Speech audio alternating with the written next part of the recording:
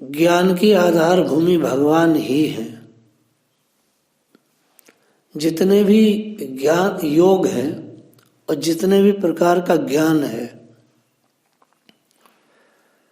उस सब की आधार भूमि परमात्मा श्री कृष्ण ही है। एक बात जो बहुत ही महत्वपूर्ण है कि जिस स्त्री जाति को निकृष्ट कहा है, अल्पज्ञ कहा है, उसकी भोग वृत्ति के कारण कहा है। लेकिन श्रीमद् भागवत की धरा से अगर बात की जाए तो निकृष्ट से निकृष्ट स्त्री, जिसको वेश्या कहते हैं समाज में हम लोग, जो बहुत भोग इत्यादि में रत और मत रहती है, ऐसी स्त्री भी यदि योग साधन करे तो योग साधन से वो परमात्मा को पा जाएगी। चूंकि भगवान कपिल ने अपनी उस माँ को सांख्य योग का उपदेश दिया सबसे पहले धरती पर, जो माँ उनके पिता के साथ 100 वर्षों तक विहार किया था और संसार की हर भोग की वस्तु उनके घर में थी, अर्थात उनके महल में थी। तो ऐसी माँ को जो उनके पिता के प्रति बहुत ही आसक्त थी, उनको सांख्य योग दिया।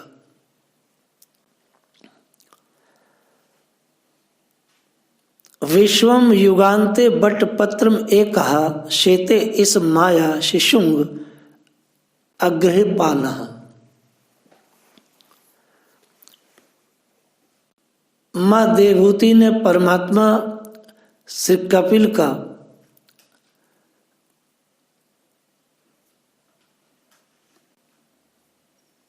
प्रार्थना करते हुए और उनकी साधना करते हुए जब भगवान ने सब कुछ उन्हें दे दिया तो इतने सुंदर भाव से वो कह रही हैं, प्रभु आप अनंत मूर्तियों में विभक्त हैं और इस विश्व की रचना करते हैं। नाथ ये कैसी विचित्र बात है कि जिनके उदर में प्रलय काल आने पर सारा प्रपंच लीन हो जाता, विश्व लीन हो जाता है,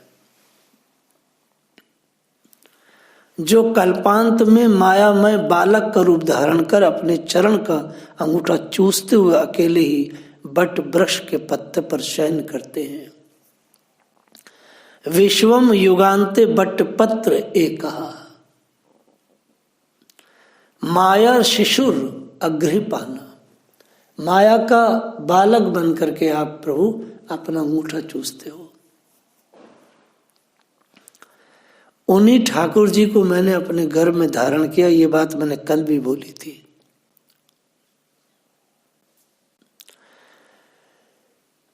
प्रभु लोग कहते हैं आप अपने पापियों का दमन करने आते हैं, संसार में जो पापी लोग हैं, लेकिन ये बात अधूरी है। वास्तव में आप तो अपने आज्ञाकारी भक्तों का अभ्युदय और कल्याण करने और उनको भजन योग सामग्री को देने के लिए आते हैं।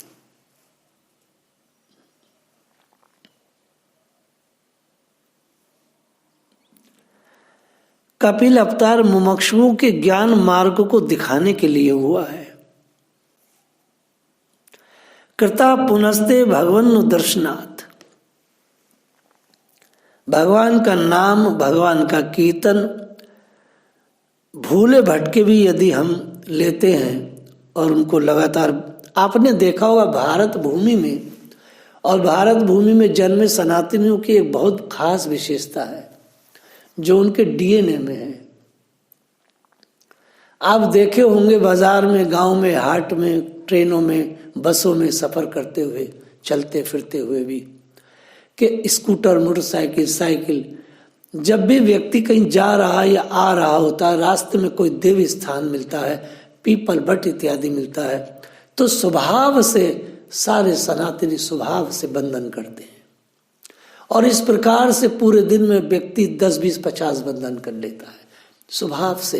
ये पूजा पाठ नहीं, उसके डीएनए में है बंधन। अब भगवान बंधन से बंधते हैं। कोई कोई तो दंडवत भी जाके करते हैं, नहीं तो बंधन तो स्कूटर पर भी बैठा है या बाइक पर भी या कार में, बंधन तो जैसी देव स्थान देखेगा ऐसे बंधन करता है।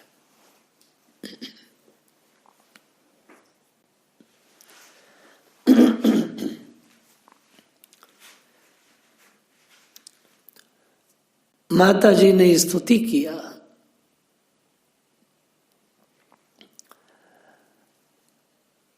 मात्रम मात्र वत्सलः,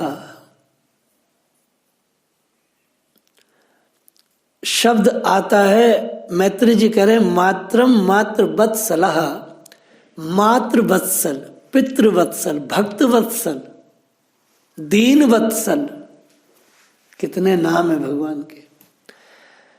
मैत्रेय जी विदुर जी को कथा कहते हुए मात्रम मात्र वत्सलः, मात्र वत्सल प्रभु ने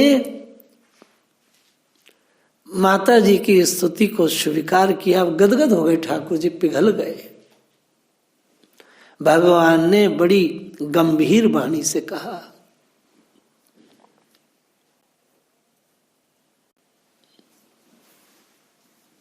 माता जी मैंने तुम्हें जो यह सुगम मार्ग बताया है, इसका अवलंबन करने पर आप शीघ्र परम पद को प्राप्त हो जाओगी। सब मात्र ब्रह्म वादन्य कपिलो अनुमतो ययो। मैत्री जी कहते हैं ब्रह्म वादनी जननी की अनुमति लेकर के भगवान चल दिए। ये बात आप महीनों पहले से सुन रहे हैं कि वह कुमारी, वह सुकुमारी, वह शतरूपा मनु की सुपुत्री देवहूति इतनी कोमल और सुंदर थी कि एक बार गंधर्व ने देखा तो मूर्छित हो गया उनके सौंदर्य को देख करके। लेकिन उनके लिए कह रहे हैं सब मात्रा ब्रह्म वादन्य कपिलो अनुमतो ययो। अपनी ब्रह्मवादिनी मां से अनुमति लेकर के गए, अर्थात जब वो छोटी सी थी उसी समय से वो ब्रह्मवादिनी थी। अपने सौंदर्य से विमुख, अपने सौंदर्य का कोई ख्याल नहीं, छोटी सी बालिका थी। उस समय भी अपने माता पिता से कहती कि मैं किसी ब्रह्म ऋषि से विवाह करूंगी, किसी राजा से नहीं। आज की कोई सड़ी भूसी सौंदर्यपूर्ण स्त्री कभी ऐसा विचार भी नहीं कर सकती है। वही सोचेगी चमड़ा अच्छा है, इसको चलाया जाए, और वो अपने रूप में डूबी रहेगी। बहुत अत्यंत सुंदरी ब्रह्मवादिनी, उनकी मां ब्रह्मवादिनी थी, अर्थात पूत के पैर पालने में दिखाई देते हैं। कौन स्त्री या कौन पुरुष पूर्व का क्या है, उसके लक्षण बचपन से होते हैं। परम पूज्य प्रातः स्मरणीय डोंगरे जी ने मुझसे डायरेक्ट कहा था, तुम्हारा रूप सौंदर्य जो कुछ भी, अगर तुम इसे स्त्रियों के पीछे लगाओगे तो कुत्ता ही बनोगे। इस रूप सौंदर्य को लगा दोगे भगवान में तो अगला जन्म बड़ा आनंद का बीतेगा। बस हो गया काम। सब मात्रा ब्रह्मवादन्य कपिलो अनुमतो ययो। माता देवहूति ने सरस्वती के मुकुट सदर्श आश्रम में पुत्र के उपदेश किए हुए भगवान ने क्या कही थी, सा चपी तन योगतेन योगादेशेन योग युक्त कहा। योग साधना के द्वारा योग अभ्यास करती हुई समाधि में वह स्थित हो गई। मैं आज का जो कुछ भी चल रहा है, मुझे इससे हमेशा जो है वेदना रही है और मैं इसका समर्थन नहीं करता। श्रीमद् भागवत जो कह रही है उसके अनुसार भक्ति कहाँ चल रही है वर्तमान परिप्रेक्ष्य में। योग साधना के द्वारा योग अभ्यास करती हुई समाधि में स्थित हो गई। देखिए, योग साधना करनी पड़ेगी और योग अभ्यास करना पड़ेगा तब समाधि है। ये क्या बकवास है। बहुत उन्होंने अपने ऊपर काम किया। सांख्य योग का यही शैली है जो हमने अपने जीवन में उतारी है। देखिए, बार बार एक ही बात कही जाती है कि योग आसन से शरीर प्राणायाम के स्तर पर पहुंचता है और प्राणायाम से शरीर समाधि के स्तर पर अर्थात भजन के स्तर पर अर्थात भजनीय के स्तर पर पहुंचता है। और यही क्रम योग सांख्य योग का है। और मैं 20 साल से यही कहता आया हूं, लेकिन मैं किसी को देने में असमर्थ रहा हूं हमेशा, क्योंकि देंगे तो भगवान ही मेरे सामर्थ्य में कहाँ है।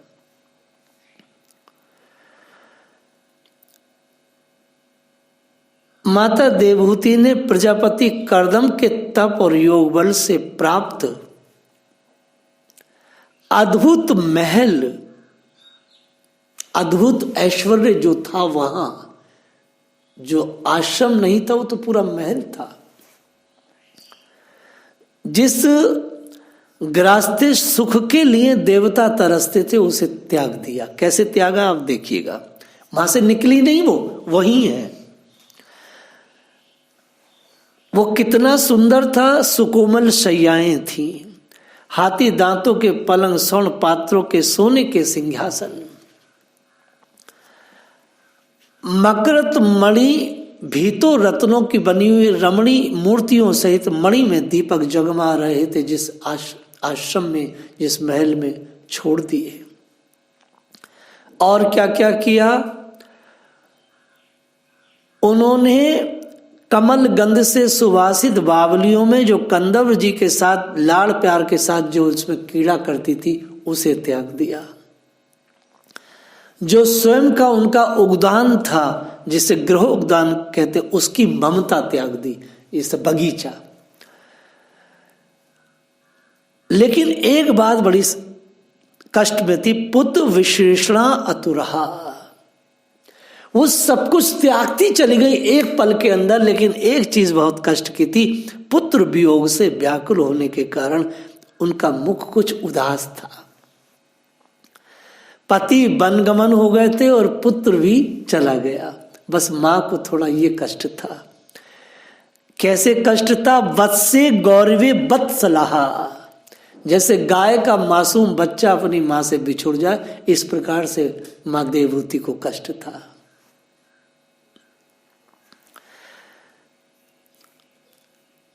अपने पुत्र कपिल देव स्वरूप भगवान हरि का चिंतन करते करते वो कुछ दिनों में ऐश्वर्य संपन्न घर से उपराम हो गई।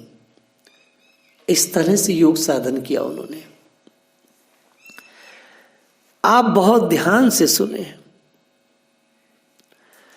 बहुत गहरी साधना की उन्होंने, बहुत ही गहरी। भगवत भक्ति के प्रभाव, प्रबल वैराग्य, 3 चीजें थी। भगवत भक्ति का प्रभाव, प्रबल वैराग्य और यथोचित कर्मो अनुष्ठान। जो अनुष्ठान है, प्रभाव, ये सब चीजों को उन्होंने 3 चीजें, जो बार बार कहता हूं, 3 चीजों से मिलकर भक्ति सेट होगी। भगवान में अपने आप को जोड़ लिया और समस्त कलेशों से मुक्त हुई। एक बात बड़ी सुंदर थी जो आप समझे। उनके शरीर का पोषण भी अब दूसरों के द्वारा ही होता था। मैत्री जी विदुर जी से कह रहे हैं कि इतनी सुंदर थी वो, अब वो अपने पोषण का ख्याल नहीं रख रही थी, अब उनके पोषण का ख्याल और लोग रख रहे थे। पूरी तरह से अंदर से वैराग। जैसे वो आ गई, मैया इसे पालो, चुप से पा लिया। दूसरे लोग उनका ख्याल कर रहे थे, किंतु किसी भी प्रकार का मानसिक कलेश न होने के कारण वो दुर्बल नहीं हुई। इस श्लोक को बहुत बभो मलिक्षम सधुम इव पाव कहा। दूसरे लोग उनका पोषण कर रहे थे, उनका ध्यान कर रहे थे और वो भगवान में डूबी थी, अपनी क्रियाओं में डूबी थी। मानसिक कलेश के कारण ही वृंदा व्यक्ति डाउन होता है, क्षीण होता है, बूढ़ा होता है, आंखें धस जाती हैं, सब कुछ खत्म हो जाता है। चूंकि मानसिक कलेश कुछ नहीं था, इसलिए वो दुर्बल नहीं हुई, एकदम स्वस्थ रही, हष्ट पुष्ट। आपने देखा होगा बड़े बड़े महात्मा एकदम गोल मटोल मस्त रहते हैं, क्योंकि वह उनके शिष्य लोग उनका पोषण करते हैं और वो अंदर से बैरागी रहते। कई बार मैंने देखा हूं ऐसा, एकदम पुष्ट।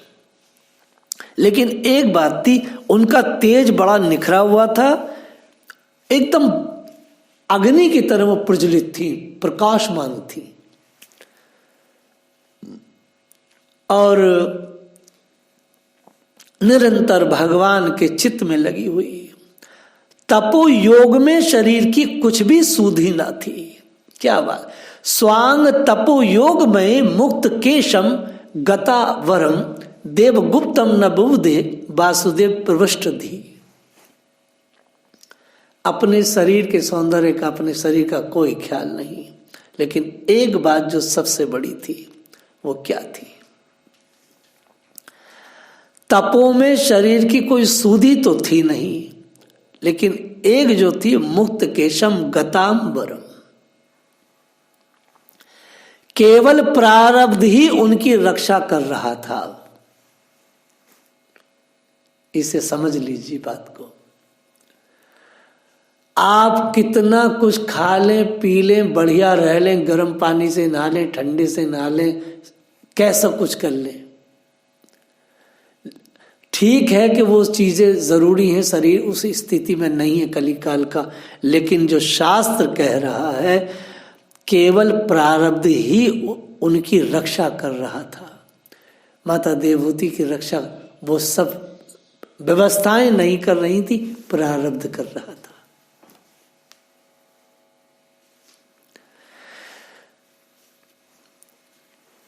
माता देवहूति कपिल देव जी के बताए हुए मार्ग द्वारा थोड़े ही समय में नित्य मुक्त परमात्मा स्वरूप भगवान को प्राप्त कर गई। कैसे प्राप्त कर गई? जिस स्थान पर उन्हें सिद्धि प्राप्त हुई थी, परम पवित्र क्षेत्र लोकी में सिद्ध पद के नाम से प्रसिद्ध हुआ। स्वभाव योग साधना के द्वारा उनके शरीर के सारे दैहिक मल धुल चुके थे, और आश्चर्य आप लोग करेंगे कि माता देवहूति एक नदी के रूप में प्रभावित हो गई। शरीर उनका नदी में परिवर्तित हो गया।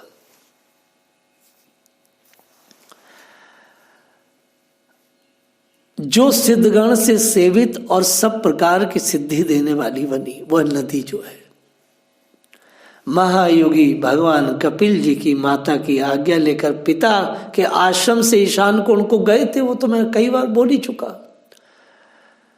वहां समुद्र ने उनका पूजन किया और तीनों लोगों को शांति प्रदान करने के लिए योग मार्ग का अवलंबन कर समाधि में स्थित हो गए भगवान कपिल भी। सिद्ध चारण गंधर्व मुनि अप्सरागण उनकी स्तुति करते हैं। देखिए, कपिल देव जी का मत अध्यात्म योग का गूढ़ रहस्य,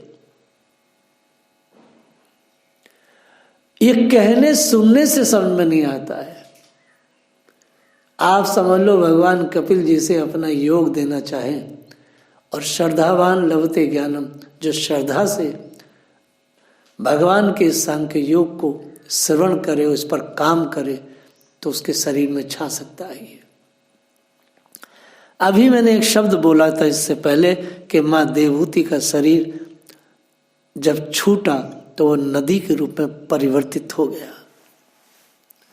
ये जितनी भी नदियां हैं भौतिक रूप से जल है, लेकिन जो दैविक रूप है वह एक स्त्री के रूप में है।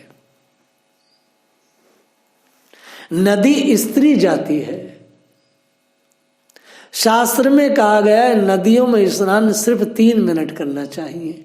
स्त्री का संग वर्जित है। आप ज्यादा नदी में अखेट करेंगे तो वो कामुकता को आपके बढ़ाएंगी। इसलिए बड़े बड़े संत महात्मा विलक्षण नागा इत्यादि आप देखते कूदते हैं और हर हर गंगे कह के और बाहर निकल आते हैं। 3 मिनट का स्नान की बेला वेद साहित्य में बताई गई है। इस प्रकार से मैंने माँ देवहूति के बारे में सांख्य योग किस प्रकार कोई भी निकृष्ट स्त्री भी अगर भगवान कपिल के द्वारा अपने जीवन को प्रशिक्षित करे तो भगवान को अनुभव कर सकती, पा सकती है और शरीर के सारे कलेशों से मुक्त हो सकती है। जब स्त्री हो सकती है तो पुरुष की तो बात ही क्या। शास्त्रों में स्त्री पुरुष का कोई भेद नहीं कहा गया है, सिर्फ इतना कहा गया आत्म स्तर से पहले भजन नहीं हो सकता। जय श्री राधे।